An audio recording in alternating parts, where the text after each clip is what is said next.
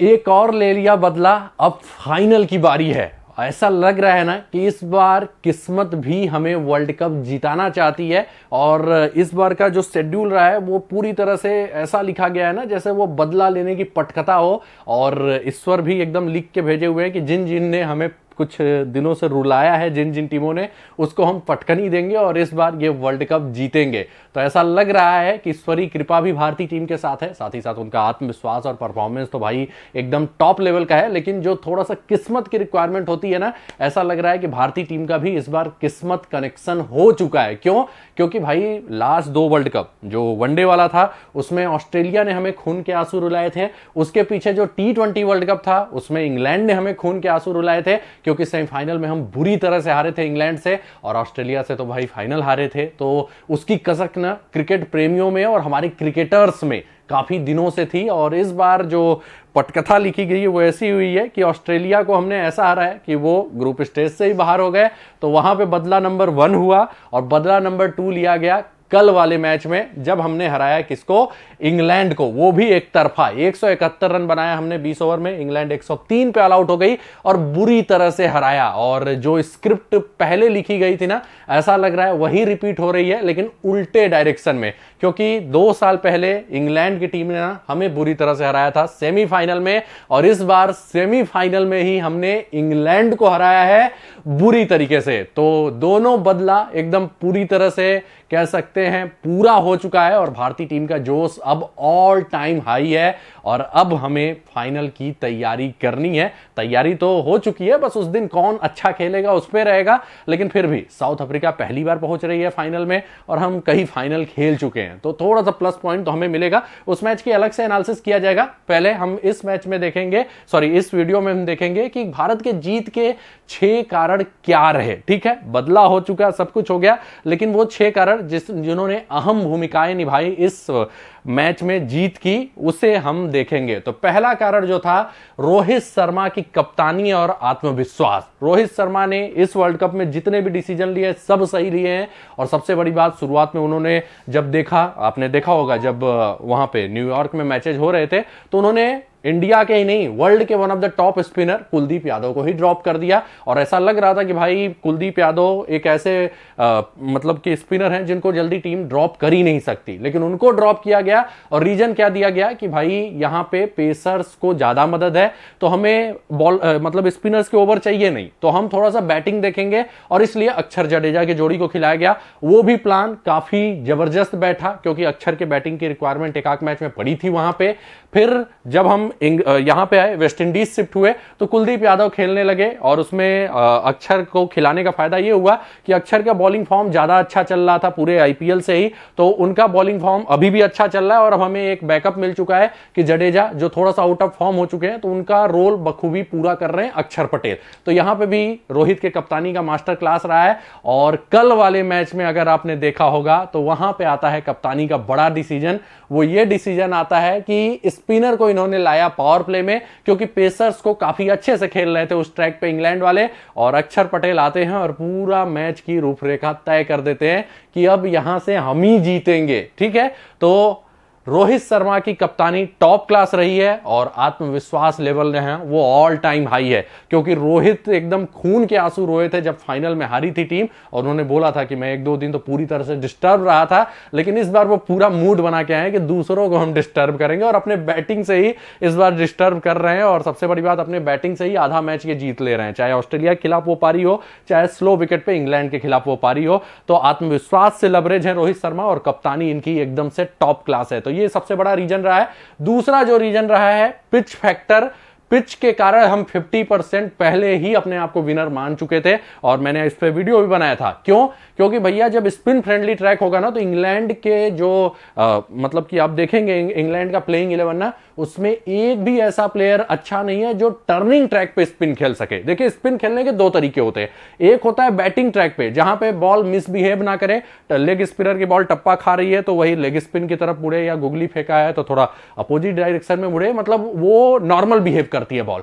तब कई player spin अच्छा खेलते हैं, ठीक है। और एनालिसिस में हमेशा यह ध्यान देना होता है कि जब बॉल मिसबिहेव करती है पिच से, जब ज्यादा टर्न करती है, कुछ बॉलें कम टर्न करेंगी, लो बाउंस होगा, तो क्या आप स्पिन को अच्छा खेल पाते हैं, वो अलग फैक्टर होता है। और इंग्लैंड में कोई भी ऐसा प्लेयर नहीं है जो ऐसे परिस्थिति में स्पिन को अच्छा खेले। तो पिच के कारण हम 50% पहले ही मैच जीत चुके थे, और ये एनालिसिस करके मैंने आपको दिखाया था, इन लोग का रिकॉर्ड भी दिखाया था कि रैंक टर्नर पे क्या कह रहा है, तो ये ध्यान देना था। तो ओवरऑल पिच का भी एक अहम रोल रहा है, क्योंकि इसके कारण हमें एक्स्ट्रा एडवांटेज मिला था। तीसरा जो था वो है भारतीय स्पिनर्स। भारतीय स्पिन अटैक इस टूर्नामेंट में सबसे मजबूत है मेरे हिसाब से। आप सोचेंगे, बोलेंगे कि अफगानिस्तान का स्पिन अटैक मजबूत है, लेकिन नहीं। अभी अगर आप बॉलिंग देखेंगे तो कुलदीप यादव और राशिद खान से भी खतरनाक फॉर्म में दिखाई दे रहे हैं, और पिछले 1.5-2 सालों में ना कुलदीप के बॉलिंग का लेवल अलग ही ऊंचाई पे जा चुका है। और उसके अलावा अक्षर पटेल और रविंद्र जडेजा, ये जब टर्निंग ट्रैक होता है, आप देखिए ना, इस ट्रैक को आप डायरेक्ट रिलेट कर सकते हैं जो भारतीय टेस्ट पिचेज होती है, ठीक है। तो वहां पे अक्षर पटेल अलग ही लेवल की गेंदबाजी करते हैं, आर्म बॉलें उनकी स्किड करती हैं, और साथ ही साथ जो नॉर्मल जो वो लेफ्ट आर्म ऑर्थोडॉक्स मेन वाला फेंकते हैं वो टर्न करती है, तो उस पर दिक्कत होता है बल्लेबाजों को। तो कुल मिला के अक्षर पटेल ऐसे कंडीशंस में खतरनाक हो जाते हैं, कुलदीप सारे कंडीशन में खतरनाक है, और जडेजा आपने देखा होगा भारतीय पिचेज पे इनका क्या हाल रहा है, वो अलग बात है, उनको विकेट नहीं मिला, लेकिन भारतीय स्पिनर्स का अहम रोल रहा था इंग्लैंड को डिरेल करने में, ठीक है। तो ये भी हमारे जीत के अहम कारण थे। चौथे नंबर पे था रोहित और सूर्या की वो सूझबूझ भरी पारी इस स्लो ट्रैक पे, क्योंकि इस स्लो ट्रैक पे हम बड़े इनिंग की उम्मीद नहीं कर रहे थे किसी से, लेकिन रोहित और सूर्या ने उम्मीदों के विपरीत जाके 2 अच्छी पारियां खेली, और बाद में जो फिनिशिंग टच दिया हार्दिक पांड्या ने, उसका भी एक अलग ही रोल रहा था, क्योंकि भाई वो जो अटैकिंग इंटेंट था हार्दिक का ना, उससे हम 10-15 रन एक्स्ट्रा बना पाए। तो इनका भी बहुत ज्यादा रोल रहा है इस जीत में, और इनके पारियों के दम पे ना हम शुरुआत में ही, मतलब फर्स्ट इनिंग के बाद ही मैच जीत चुके थे, क्योंकि उस ट्रैक पे 150 भी नहीं बनने वाला था, और भारतीय टीम ने 171 रनों का टारगेट दिया था अपोजिशन को, तो आधा मैच हम वहां पे भी जीत चुके थे। फिर आता है 5वां जो बड़ा रीजन है, वो है जसप्रीत बुमराह। पहली बात, जसप्रीत बुमराह होते हैं ना, तो एक खौफ ही अपोजिशन का रहता है कि भैया हम इनको नहीं हिट करेंगे, ठीक। और अक्षर पटेल जब आए ना, तो उनके विकेट लेने में ना एक अहम योगदान बुमराह का भी था, क्योंकि बटलर जानते थे कि एक इंड से हम बुमराह को हिट नहीं कर पाएंगे, तो उन्होंने सोचा भाई अक्षर को ही टारगेट करते हैं। अर्शदीप को उन्होंने टारगेट किया था, तो सोचा अक्षर को टारगेट करते हैं, शुरुआत में ही रिवर्स खेलने गए और वहां पे फंस गए। तो इनका खौफ ही काफी है दूसरे टीम को हराने के लिए।